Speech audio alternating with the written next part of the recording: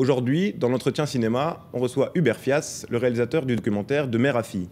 Bonjour Hubert. Bonjour. Donc dans ce documentaire, vous suivez 3 générations de femmes. On est témoin de l'écart générationnel, technologique mais aussi idéologique.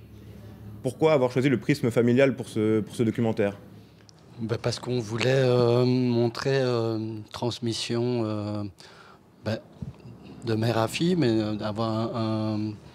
d'aller dans l'intime, de parler du singulier, qui peut faire répercussion aussi à des choses un peu plus universelles. Du coup, montrer ce lien entre cette première génération, cette deuxième génération et cette troisième génération, et voir comment les valeurs se transmettent ou ne se transmettent pas, et avoir un côté sincère et véridique. Il me semble que le faire au sein d'une famille, c'est comme ça qu'on est arrivé à obtenir ce résultat. Ah oui, marqué Sahara. Ah oui, c'est vrai. Regarde. C'est la Mecque. C'est vrai, hein? J'ai trop envie d'y aller un jour. Hein? J'ai trop envie d'y aller un jour. Inch'Allah, regarde. Toute seule? Je sais pas, sûrement. C'est magnifique. On peut pas, les femmes ne peuvent pas y aller seules. Toi qui es féministe. Si, bon, tu vois. On ne peut pas y aller seule? Non, les femmes ne peuvent pas y aller seules. Tu vois? Accompagnées avec un groupe. Non. Si. Non, alors avec un homme, et on peut avec un groupe. Toi, tu trouves c'est normal qu'on doit être accompagné d'un homme? L'Arabie Saoudite, même toi, si tu pouvais, tu n'oserais pas aller en Arabie Saoudite? Je n'irai pas si je peux pas voyager. Je n'ai pas le droit d'entrer en tant que femme seule, je n'y vais pas. Oui, moi je vais aller à la Mecque, je vais y aller quand même. Donc tu Tu seras vas aller toute accompagnée. seule, non? Enfin, tu vas avec les groupes, Il va falloir que tu sois avec un homme. D'accord. C'est pas bien. Mais chacun fait ce qu'il veut. C'est pas ça. Si plus tard j'ai envie d'aller à la Mecque, je vais à la Mecque. Je t'ai pas dit de ne pas aller à la Mecque. Tu n'as pas ici. Mais je t'ai dit, mais pourquoi est-ce que tu dois je- être accompagnée d'un homme pour aller à la Mecque? Mais c'est comme ça, c'est la vie, écoute. Et donc justement dans ce documentaire, on a Taous la grand-mère, Malika la mère et Anissa la fille. Il me semble que Malika la mère a coécrit avec vous le film. Comment ça s'est passé cette rencontre alors ? En fait, donc, les attentats de Paris, je crois, sont arrivés.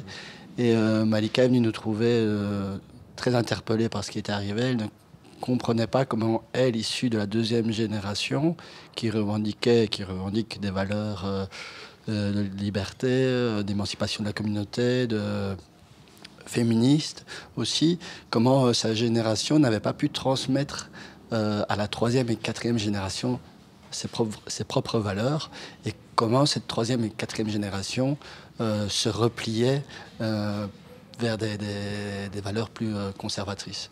On a commencé à écrire là-dessus.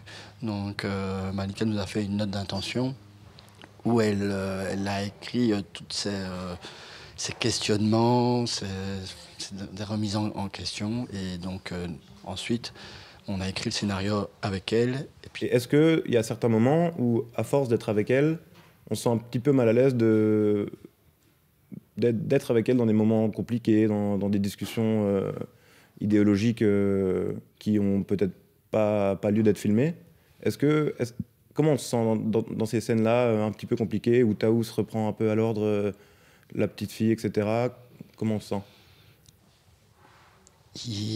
Dans cette scène-là, par exemple, il y a pas mal de choses qui sont dites en kabyle. Donc, moi, je ne parle pas le kabyle. Je ne comprends pas ce qui se dit. Donc, je le vois en post-production. Enfin, donc, il y a des choses où on ne se rend pas toujours compte quand on est sur le terrain. Voilà, et c'est ça aussi. Il y a plusieurs scènes où les discussions sont que en kabyle. Donc, on a un peu ce retrait-là. Et puis après, quand on a la traduction, on se dit, en même temps, j'imaginais déjà bien ce qui allait être dit. Enfin, il y a des thèmes qui sont lancés et tout ça. Mais